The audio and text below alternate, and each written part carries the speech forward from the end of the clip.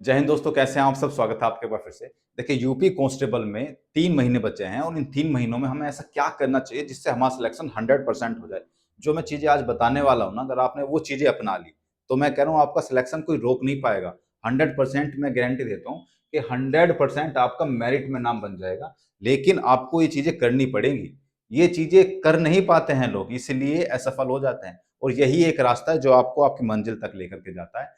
बहुत सारे एग्जाम दे करके बैठा हूँ, फेल भी हुआ हूँ, पास भी हुआ हूँ, जॉब भी कर रहा हूँ और पूरी शिद्दत के साथ आपको बताऊंगा कि आपको करना क्या चाहिए। इस समय पे अगर आपने अपना लिया तो आपका सिलेक्शन नहीं कोई रोक पाएगा। शुरू करते हैं। सबसे पहली चीज देखो, अभी हमारे पास पूरी स्ट्रेटेजी बताऊंगा। ये जो स्ट्रेटेजी है ना, ये तो आपका यूपी कांस्टेबल आप आसानी से पास कर सकते हैं। इवन जिसने अभी तक कुछ नहीं पढ़ा है ना, वो भी पास कर सकता है। जिसने कुछ भी नहीं पढ़ा है, 3 महीने काफी हैं आपके एग्जाम के लिए। लेकिन उसको थोड़ी डबल या फिर एक्स्ट्रा मेहनत करनी पड़ेगी। चलो, लेकिन जो पढ़ रहे हैं वो बहुत आसानी से क्लियर कर सकते हैं। सबसे पहला क्या है कि आप अपना पूरा सिलेबस कवर कर लो भाई। देखो, सिलेबस कवर करना बेहद जरूरी है। जब तक सिलेबस कवर नहीं करोगे आप सिलेक्शन ले ही नहीं पाओगे। अभी 3 महीने हैं, आप पहले से पढ़ रहे हो। जिसने सिलेबस कवर कर लिया, बहुत सारे लोग ऐसे हो जिसने सिलेबस कवर कर भी लिया होगा, ठीक है। सिलेबस प्लस इसके साथ में एक चीज हो रहा है, वो है रिवीजन। ऐसा नहीं है कि हम सिर्फ पढ़ते जा रहे हैं सिलेबस कवर करने के लिए और रिवीजन कर नहीं रहे हैं। रिवीजन नहीं करोगे तो सिलेबस कवर करने का कोई फायदा नहीं है, खत्म। सब कुछ माइंड से उड़ जाएगा। रिवीजन बेहद जरूरी है उसके लिए। दूसरी चीज मैं क्या बताता हूँ, देखो। दूसरी चीज, आपको पीवाईक्यू करने बेहद जरूरी है। बेहद जरूरी है। पीवाईक्यू क्यों? सर, पीवाईक्यू पीवाईक्यू क्यों करते रहते हैं लोग? क्यों करना चाहिए पीवाईक्यू? पीवाईक्यू क्यों करना चाहिए? पीवाईक्यू जब आप करेंगे ना तो लगभग 50 से 60% सवाल आपके पीवाईक्यू से आ जाते हैं। केवल यूपी कांस्टेबल के पीवाईक्यू नहीं बता रहा हूं मैं। मेरी बात सुनो। पीवाईक्यू कहां कहां के देखो।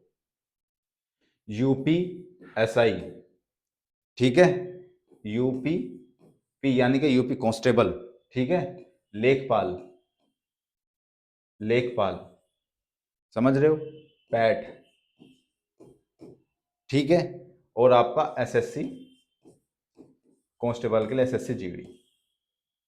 ये जितने भी पेपर्स हैं ना, इनके पीवाईक्यू आप कर लो।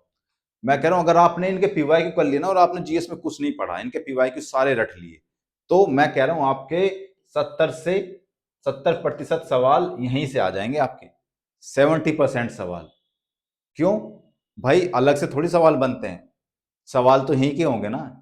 सवाल बनाने वाले भी वही होंगे। वहां से उठाया वहां सवाल रख दिया, वहां से उठाया वहां सवाल रख दिया। संख्याएं अलग हो जाएंगी, जैसे मैथ में है, मैथ में संख्याएं अलग हो जाएंगी। आपका पूरा मेथड वही होगा क्वेश्चन सोल्व करने का। तो इस तरीके से होता है, समझ लो। ये कोई यूपीएससी की परीक्षा तो है नहीं कि भाई अलग से हम सवाल जनरेट करेंगे, नहीं। वहीं से उठा करके वहीं रखना होता है। इस तरीके से पेपर बनता है। तो आप पीवाईक्यू बेहद जरूरी है करने इन सारी चीजों के। लिख लो इनको, क्योंकि यहीं से पीवाईक्यू से क्वेश्चन बनते हैं आपके। पीवाईक्यू करना बेहद जरूरी। पीवाईक्यू में हर चीज आपके, मैथ भी, रीजनिंग भी, जीएस भी, हिंदी भी। समझ आ रही है?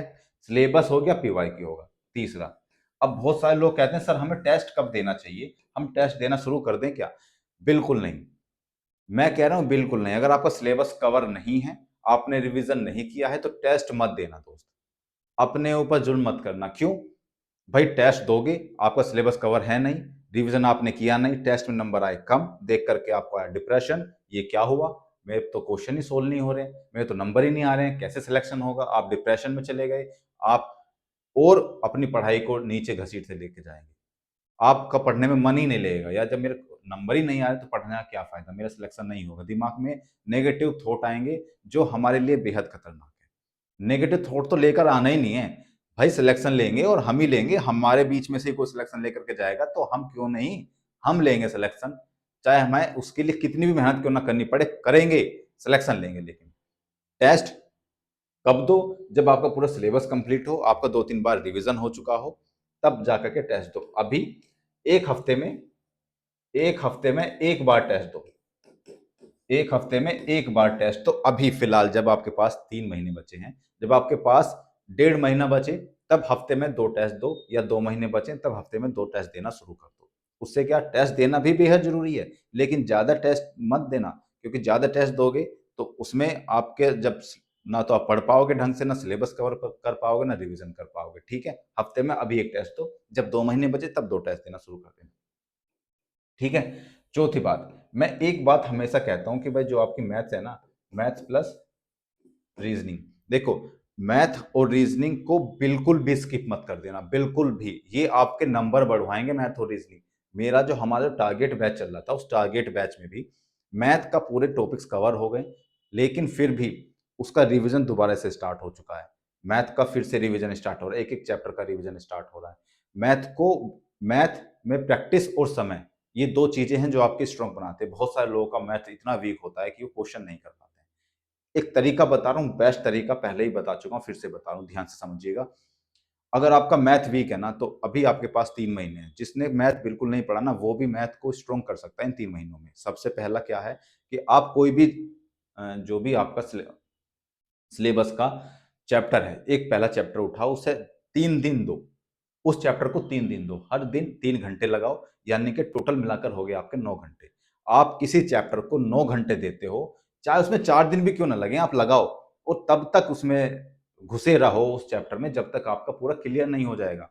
अगर आपने 9 घंटे एक चैप्टर को दे दिए ना, तो आपके 80% सवाल उस क्वेश्चन से जरूर हो जाएंगे, ये गारंटी है। तो इस तरीके से अगर आप मैथ को भी स्ट्रॉन्ग करोगे तो मैथ भी स्ट्रॉन्ग हो जाएगा, कुछ नहीं पढ़ा तब भी स्ट्रॉन्ग हो जाएगा। सही बता रहा हूँ, यही एक तरीका है मैथ को स्ट्रॉन्ग करने का। तो मैथ और रीजनिंग को बिल्कुल स्किप मत करना। ये मत सोचना कि मैंने अब पढ़ लिया है तो अब इसको 3 की जगह 1 घंटा देना शुरू कर दिया या उसको स्किप करना शुरू कर दिया। नहीं, उसको कंटिन्यू रखना, रीजनिंग को कंटिन्यू रखना, क्योंकि रीजनिंग में भी लॉजिकल सवाल आते हैं, माइंड में एकदम से हिट करना चाहिए सवाल आती। देखो क्वेश्चन सब कर लेंगे, लेकिन प्रैक्टिस करोगे तभी आपका जो समय है वो कम लगेगा, नहीं तो मैथ में बहुत समय लग जाता है। प्रैक्टिस से ही आपका समय कम कम कंज्यूम होगा। समझ में आ गई मैथ और रीजनिंग की। अब आ गई बात जीएस की। तो देखो जीएस में मैंने क्या बताया आपको, ये सारे इन सारे क्वेश्चन पेपर्स के पीवाईक्यू जरूर करने हैं जीएस में। ठीक है, मैथ रीजनिंग ये जीएस में। ऐसे ही अगर बात आ गई हिंदी की, छठी बात आ गई हिंदी की। तो देखो हिंदी में इनके आपको क्या करने हैं, पीवाईक्यू करने हैं। पीवाईक्यू बेहद जरूरी है हिंदी के भी। ठीक है, तो इस तरीके से आप अपना सिलेबस पूरा कंप्लीट कर लो, फिर उसके बाद टेस्ट देना। इस तरीके से पढ़ो। एक और बात मैं आपको बताता हूं, डेली डेली आप अब 8 घंटे पढ़ना शुरू कर दो। जितने घंटे आप पढ़ रहे हो ना, हो सकता है दूसरे भी उतने ही घंटे पढ़ रहे हो, तो बिल्कुल आप पास नहीं हो पाओगे। जितना नॉर्मल पढ़ रहे हैं सब लोग, उतना मत पढ़ो, उनसे ज्यादा पढ़ोगे तब जा करके पास होगे। तो डेली 8 घंटे पढ़ना शुरू कर दो। जब लोग सो रहे हैं ना, तब सोचो कि अब वो सो रहे हैं, अब वो कुछ नहीं पढ़ रहे हैं, अब मैं पढ़ूंगा, अब मैं अपने ज्ञान को थोड़ा और ऊपर लेकर के जाऊंगा। तो इस तरीके से सोचा करो। ठीक है, दूसरे लोग कुछ भी कर रहे हैं उससे हमें कोई मतलब नहीं है, वो कितना पढ़ रहे हैं हमें उससे मतलब नहीं है, हमें सिर्फ अपने आप से मतलब है कि हम 8 घंटे पढ़ेंगे और 8 घंटे बहुत बेहतर तरीके से पढ़ेंगे। देखेंगे सिलेक्शन क्यों नहीं होता, सिलेक्शन तो झक मार के आएगा। इतना पढ़ लोगे, इतना कुछ कर लोगे। अभी 3 महीने हैं, 3 महीने तो मैं कह रहा हूँ किसी ने जीरो पढ़ रखा है ना, वो भी जीरो से 100 हो सकता है, 3 महीने में सिलेक्शन ले सकता है, गारंटी से। बस इस तरीके से पढ़ना स्टार्ट करो, पीवाईक्यू करना स्टार्ट करो, सिलेबस कंप्लीट करो, रिवीजन करो, अपने मैथ और रीजनिंग को स्ट्रॉन्ग करो, हिंदी को स्ट्रॉन्ग करो, फिर देखो कैसे आपका सिलेक्शन नहीं होता है। तो अभी फिलहाल ये करो, फिर जब 2 महीने होंगे तब 2 महीने बचेंगे, उसके बाद आप अपने टेस्ट को संख्या को बढ़ाओ, हफ्ते में 2 टेस्ट तो 3 टेस्ट तो, इस तरीके से। तो मिलते हैं अगली वीडियो में, तब तक के लिए जय हिंद और सब लोग पढ़ते रहो।